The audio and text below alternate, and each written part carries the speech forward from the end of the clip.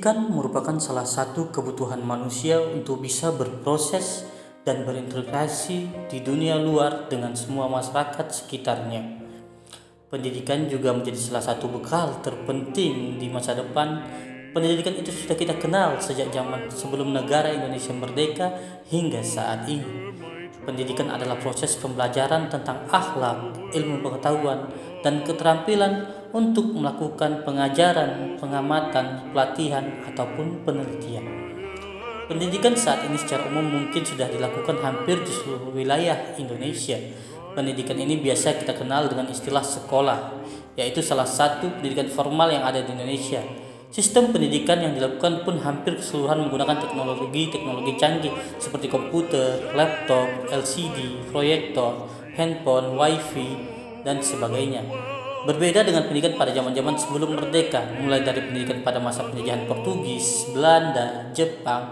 Pendidikan di zaman kolonial memang dikatakan tidak semua rakyat Indonesia mampu mengenyam jenjang pendidikan yang baik.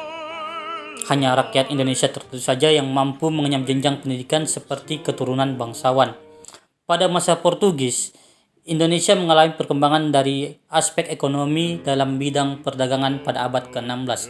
Saat itu, datanglah Portugis disusul dengan bangsa Spanyol ke Indonesia.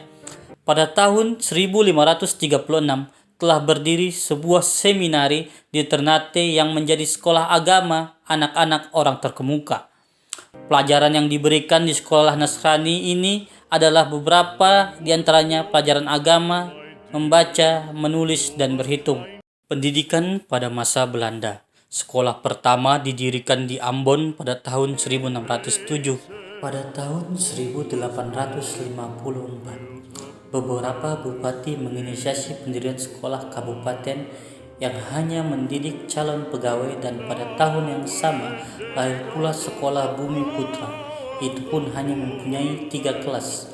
Rakyat pada zaman kolonial Belanda hanya diberikan pengajaran membaca, menulis, dan berhitung seperlunya.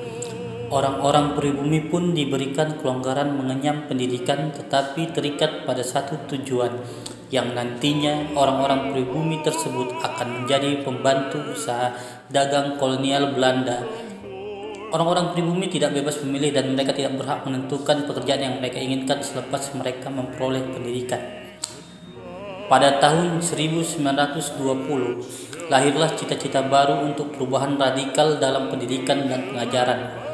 Dan pada akhirnya tahun 1922, lahirlah Taman Siswa yang menjadi gerbang emas bagi kemerdekaan dan kebudayaan bangsa. Taman Siswa yang didirikan oleh Ki Hajar Dewantara ini hadir sebagai jiwa rakyat untuk merdeka dan bebas. Pendidikan pada masa Jepang. Murid-murid bergotong royong mengumpulkan batu, kerikil, dan pasir untuk pertahanan. Halaman seolah ditanami umbi-umbian dan sayur untuk bahan pangan. Menanam pohon jarak untuk menambah pasokan minyak demi kepentingan perang. Runtuhnya pengaruh kolonial Belanda diikuti dengan tumbangnya sistem pendidikannya pula. Banyak orang Belanda terinternir dan oleh pemerintah militer Jepang, sehingga banyak sekolah-sekolah untuk anak Belanda dan Indonesia kalangan atas lenyap. Hanya susunan sekolah untuk anak-anak Indonesia saja yang tertinggal. Sekolah rendah seperti sekolah desa 3 tahun, sekolah sambungan 2 tahun.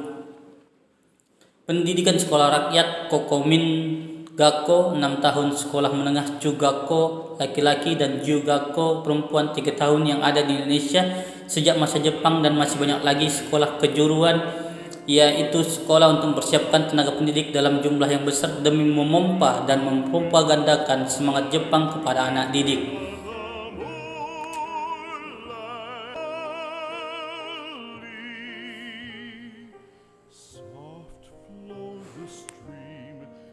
Sejarah pendidikan Indonesia di masa lampau hingga sekarang memberikan kita gambaran bahwa dalam bentuk apapun pendidikan itu tetaplah penting untuk membentuk karakter pribadi kita.